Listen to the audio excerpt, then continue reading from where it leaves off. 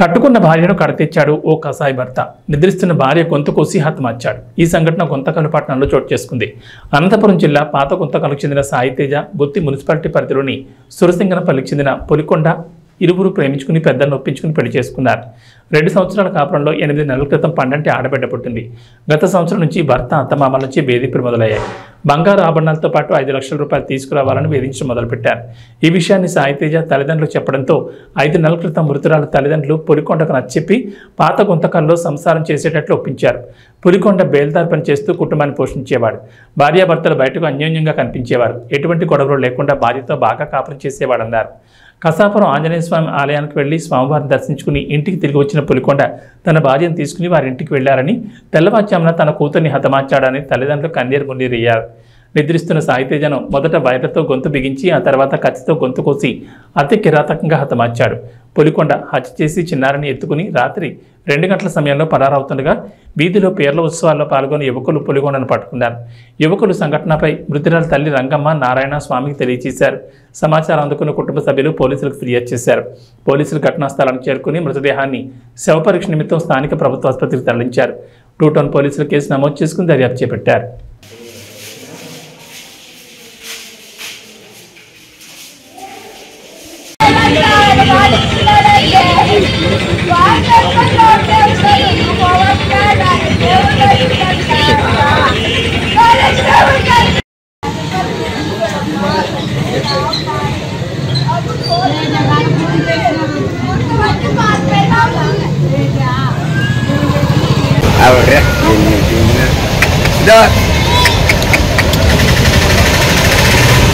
పోతుంటే అంత బాగా పోతున్నారు అనుకున్నాను కదా.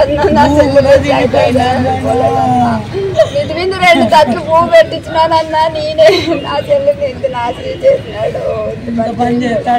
గడి మీద చేసుకొని పిల్లలు ఎత్తుకొని పోతుంటే బాగుండారు అనుకున్నాను అన్న. ఇట్లా ఇండేది మాకు తెలియదన్నా. కసాపురం పోయొచ్చి టెంకాయలు కొట్టొచ్చి, ముత్యాలమ్మ పోయొచ్చి నిమ్మకాయలు తీసుకొని వచ్చి పనికొండని ఊరికి పోయినాడు. ఊరికి పోయి రాత్రి 9 గంటలకు వచ్చినాను నాయన. 9 గంటలకు వచ్చి ఫోన్ చేస్తే మేము పిల్లల్ని తాగినాం కానీ మెడికల్ దిగినాము. పోతాం పోమా మేము అని భుజం మీద చంపుతాడు అనుకోలేను నాయన. భుజం మీద చేసుకొని పోతుంటే బాగా పోతుంది. పిల్లల్ని ఎత్తుకొని బాగా పోతున్నారు. బాగా కొట్లాడుకొని కూడా కొట్లాడుకోలే. మాకు డౌట్ వచ్చేకి బాగా తోలిపోతున్నాను అనుకున్నాము. తోలకపోయినాడు. ఈ పని చేసినాను ఆయన. ఆ పిల్లని 2 వైర్లతో బిగి తీసినాడు. ఆ వైర్లు ఉన్నాయి చూడు. మళ్ళా కత్తి తీసుకొని కొత్తు దొంగ ఎత్తపోతుంటే ఎట్లా ఊరుకుంటారమ్మా మీరు? పండుకున్నావా సాయి? ఇంతమంది వచ్చారు చిన్నగూడంగా పండుకున్నావా సాయి అంటే, ఎస్ఐ సార్ పోతమ్మా నీ బిడ్డ లేదన్నా. నీ బిడ్డ లేదు, నీ మనవరాలుంది. వాడు ఎత్తుకొని పోతుంటే పిల్లలందరూ పట్టుకున్నారని. నా కూతురు కట్నము ఏజీ కూతురు 5 తులాల బంగారన్న, కట్నము 5 లక్షలన్న, పట్టా కాదమన్నా తీసుకునిరా, నాకు అప్పులు ఉన్నాయి అని దీనికి వాళ్ళ అన్న వాళ్ళ అమ్మ బెదిరించినారు. 6 నెలల కింద వచ్చినాక పొద్దు నుంచి ఇదే ఉండారు. ఇంట్లో బాడీకి కాల్ చేసి నేనే 5 నెలల నుంచి నేనే అన్నము నేనే జరుపుతున్నాను. వాళ్ళు పోయేది వచ్చేది. పొదుపులో 1 లక్ష రూపాయలు ఇప్పించాను నేను. పొదుపులో మళ్ళీ 50,000 ఇవ్వమంటే ఓట్లు పెట్టుకొని ఇస్తానంటే 50,000 కానీ ఇచ్చింటే ఇంకా పొద్దుంటే అట్లే ఉండారు.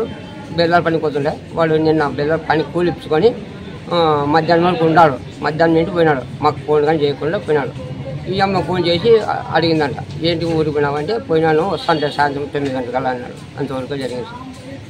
రాజుకు వచ్చి 9 గంటలకి ఇంట్లో నుంచి పదాం రా అని చెప్పి దొరుకుని పోయినాడు. ఇంకా తర్వాత ఏం జరిగిందో ఇంటికి పోయినాక మాకు తెలియదు.